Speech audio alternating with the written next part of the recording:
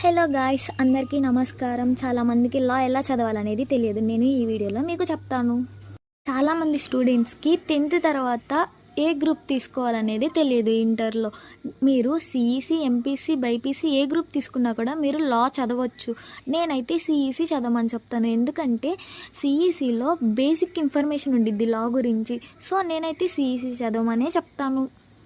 Inter after మీరు డైరెక్ట్గా మేము ఎల్ఎల్బి చదివేస్తామన్నా కూడా చదవచ్చు. 5 years ఎల్ఎల్బి ఉంటుంది. ఎల్ఎల్బిలో బిఏ ఎల్ఎల్బి, బీబీఏ ఎల్ఎల్బి ఉంటుంది 5 years కోర్స్లో వచ్చేసి. నెక్స్ట్ లేదు మేము డిగ్రీ చేస్తాము అని చెప్తే మీరు ఎనీ డిగ్రీ 3 years చేసిన తర్వాత మీ గ్రాడ్యుయేషన్ అయిపోయిన తర్వాత నెక్స్ట్ మళ్ళా 3 years లా డిగ్రీ చేయాలి.